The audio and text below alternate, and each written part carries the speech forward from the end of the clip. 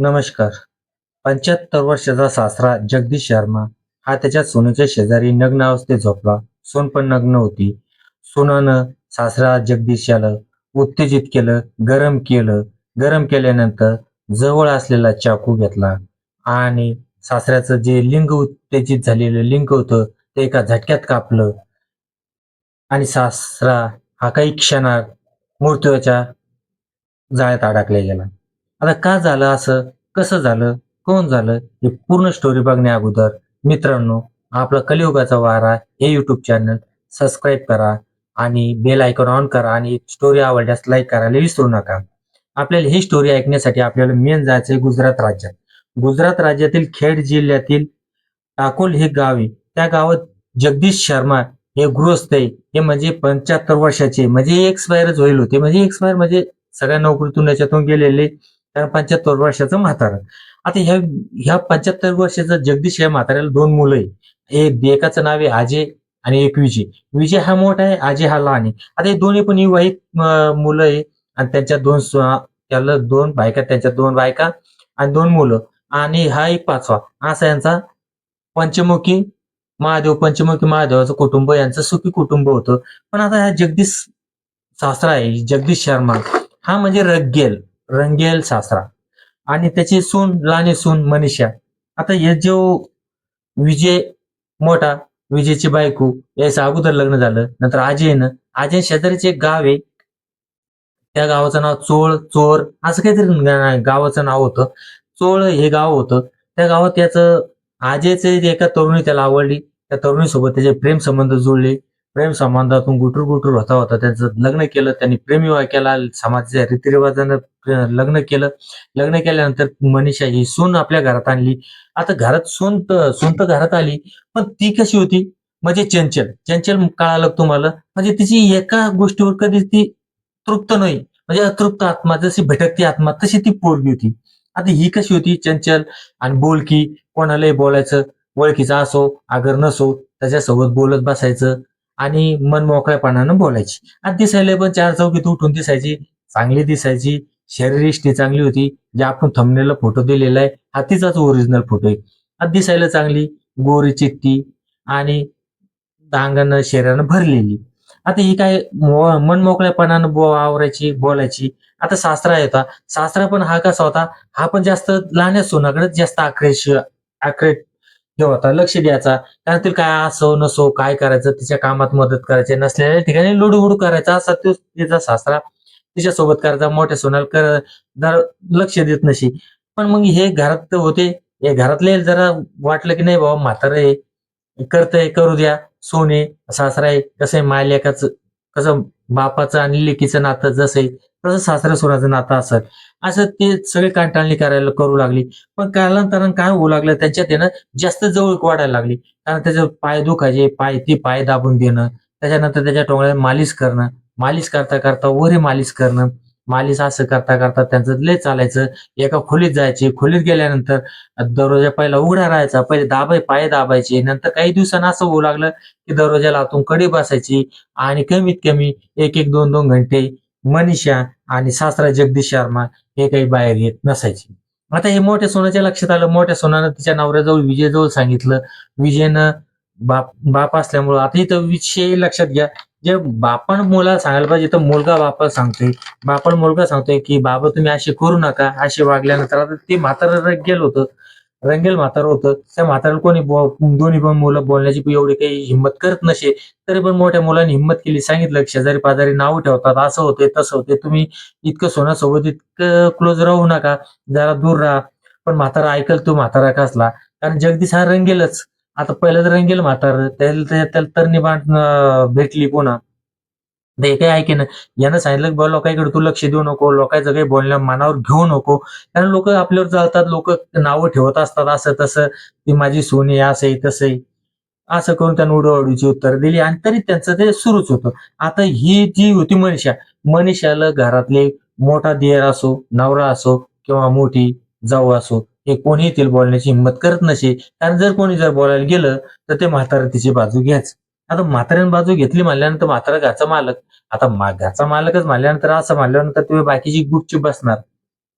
असा चालायचं. ते घरात जायचे, एकमेकाचे कपडे काढायचे, चोळाचोळी व्हायची, धाराधरी व्हायची. म्हणजे अंग हो, तुम्ही पुन्हा दुसरंच काहीतरी समजसाल आणि ते पण समजलं तरी ते पण होणार होतच त्यांचं.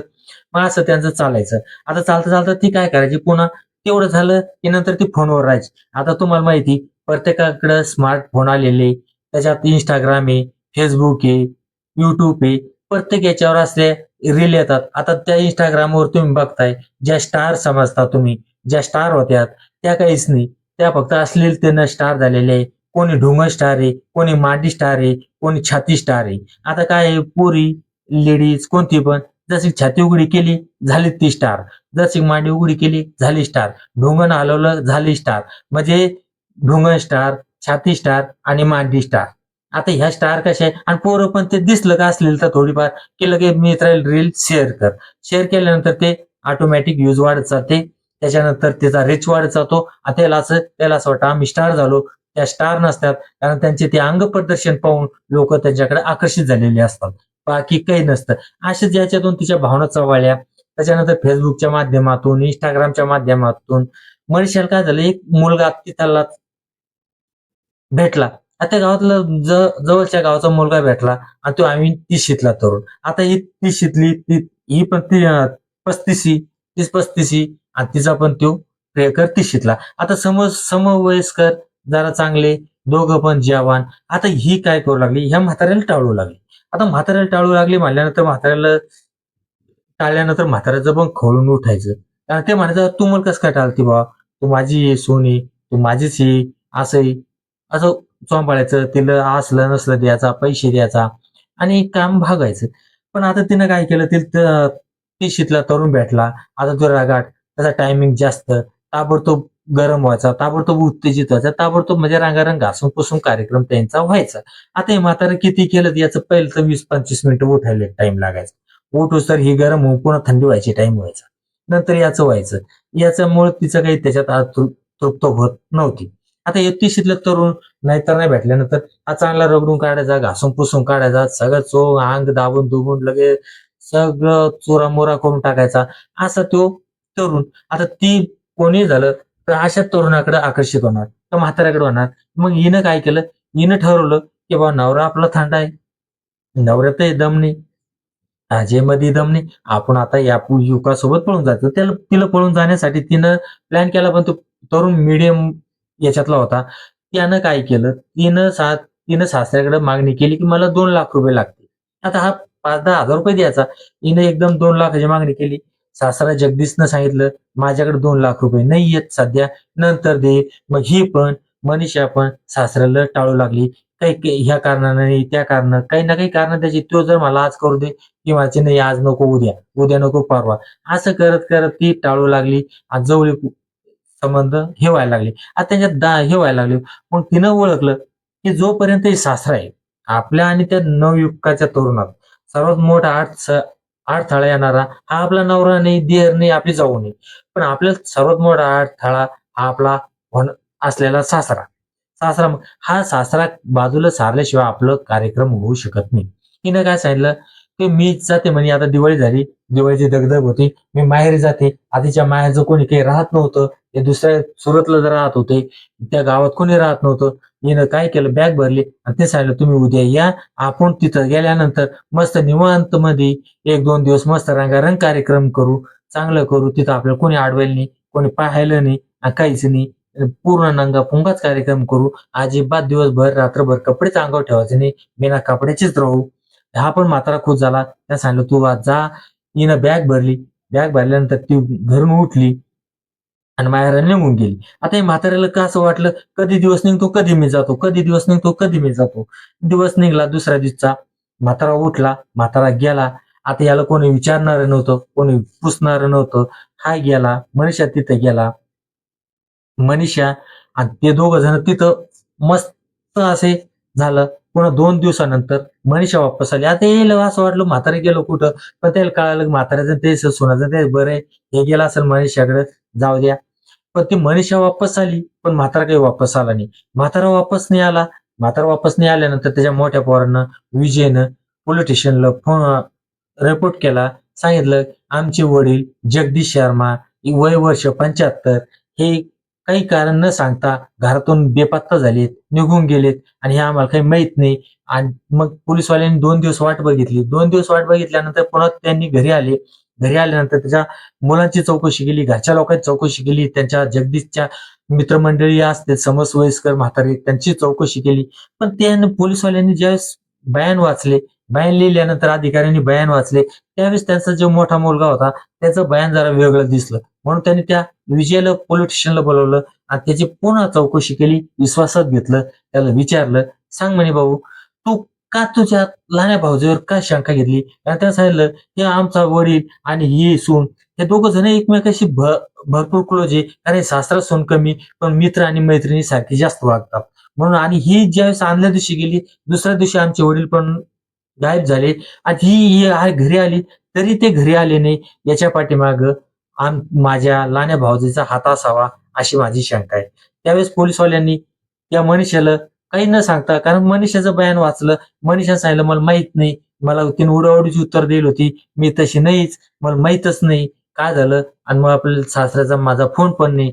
तरी पण त्यांनी सांगितलं, त्यांनी विचारलं, की "हिचं माहेर कोणतं?" म्हणजे चोळगाव. चोळगावाला पोलिसवाले गेले. पोलिसवाले गेल्यानंतर तिच्या माहेरचा पत्ता काढला. तिथं गेले. गेल्यानंतर पाहिलं घराला कुलूप लावलं होतं. चावी कोणाजवळ नाही. गावातले पोलीस पाटील, सरपंच अशी पंचमंडळी बोलवली. सर्वसमक्ष पंचनामा केला.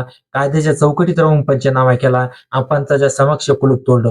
कुलूप तोडल्यानंतर आणि घर उघडल्यानंतर एवढा उग्र वास आतून आला, की भयानक. प्रत्येकाला नाकाला दाबावं लागले. कारण की माणसाचा वास हा माणूस एवढा सडका माणूस आहे खूप. कारण की माणूस जर सडे जर असला तर वास आपण घेऊ शकत नाही. इतकी दुर्गंधी माणसाची पसरते. त्यावेळेस त्यांनी तोंडाला बघितलं. त्यावेळेस बघितल्यानंतर बेडवर एक 70-75 वर्षाचा म्हातारा व्यक्ती नग्न अवस्थेत झोपेल. त्याचं लिंग कापलेलं होतं आणि डोकं चिरलेलं होतं. ज्यावेळेस त्यांनी बघितलं, बॉडीचा पंचनामा केला आणि बॉडी पीएमला पाठवली. ज्यावेळेस तिथं गेले आणि ज्यावेळेस त्यांनी पोलिसवाल्यांना कळालं, ज्यावेळेस मनीषाला उचललं, मनीषाची चौकशी केली. मनीषानं पुन्हा ओढाओढीची उत्तर दिली, "मी ती नव्हेच आणि मला माहीतच नाही. माझं माहेरच नाही. मी गेलेच नाही. ते माझं आई-वडिलांचं घरच नाही." अशी तिने बाजू घेतली. पण पोलिसवाल्यांनी लेडीज पोलिसवाल्यांनी ज्यावेळेस पोलिसी खाक्या दाखवतात, ज्यावेळेस सुंदरीचा मार दाखवला, बाजीरावचा मार दाखवला, प्रसाद केला, आरती केली, त्यावेळेस तिनं स्टोरी सांगायला सुरुवात केली. ज्यावेळेस ती कपड्याची बॅग भरून तिथं गेली, त्यावेळेस दुसऱ्या दिवशी म्हातारा आला. आल्यानंतर दोघं जण जेवण केले, बेडवर गेले. मस्त दोघं जणांनी एकमेकाचे कपडे काढले, पूर्ण नंगी झाली. 2 नग्न शरीर एकमेकाला भिडले. मस्त कामवासना तृप्त झाली. कारण मनीषाला माहित होतं दुसरा गेमला याचा गेम करायचा आहे. म्हणून याला शेवटचं एक शारीरिक सुख भेटू द्या. दोघं जणांनी सुख घेतलं. सुख घेतल्यानंतर म्हातारा बाजूच झाला. बाजूच झाल्यानंतर पुन्हा म्हातारा आलं. तिनं हात लावणं, त्याच्या मांडून हात फिरवणं, त्याच्या लिंगावरून हात फिरवलं, त्याच्या बोटावरून हात फिरवणं, असं करत करत पुन्हा पुन्हा त्यानं मनीषानं म्हाताऱ्यातलं उत्तेजित केलं. त्याचं लिंग उत्तेजित झालं. उत्तेजित झाल्यानंतर ते सरळ झालं. सरळ झाल्यानंतर तिनं जवळ ठेवलेला जो चाकू होता बाजूला, तो चाकू हातानं उचलला आणि एका झटक्यात लिंग कापलं. जसं लिंग कापल्याबरोबर उत्तेजित लिंग सरळ असतं, तर कापल्याबरोबर त्याच्यातून रक्ताच्या धारा ज्या चिळकांड्या उडाल्या. ज्यावेळेस उडाल्या, त्यावेळेस तिनं बघितलं, ते तडफडायला लागलं. तडफडायला लागल्यानंतर तिनं बाजूला गेली. बाजूला जड वस्तू ठेवली होती. तिनं त्याच्या डोक्यावर घातली. 4-5 दणक्यात त्याच्या मेंदूवर मार दिला. म्हातारा जागी 75 वर्षाचा जगदीश शर्मा हा गतप्राण झाला. हे तिला कळाल्यानंतर तिनं अंगावरचे कपडे बदलले, फरशीवरचे डाग पुसली आणि कपडे बदलले. चाकू आणि ते शस्त्र दोन्ही सोबत घेतलं आणि वाटेत फेकून दिलं आणि तशीच बॅग भरून अशा काही आविर्भावात घरी आली, की माझ्यासोबत कुठं काहीच घडलं नाही, अशी ती दाखवत होती. म्हणजे बघा, चोर किती शातीर असो किंवा कोणी किती चालाख असो, मित्रांनो एक ना एक पुरावा सोडतोच आणि एक ना एक पायली भरतेच. कारण तुम्ही बघा, तुमच्या कुठेही सासऱ्या सोन्याचे लफडे असेल, त्याचं एक तर वाईटच होतं किंवा जर असं लफडं कुठं जर असेल, तर सुरुवातीला त्याचे पैसे कुठून येतील याचं त्याला टाळायला लागत नाही. पण याचा शेवट हा अत्यंत वाईट होतो. कारण की नियती इथंच यालाच म्हणते नियती गेली आणि यांची नियती गेली म्हणजे सगळी संपत्ती गेली. सर्व जीवन उद्ध्वस्त झालं. आता सासरा याच्यात सोनाच्या नादानं सासराच संपला.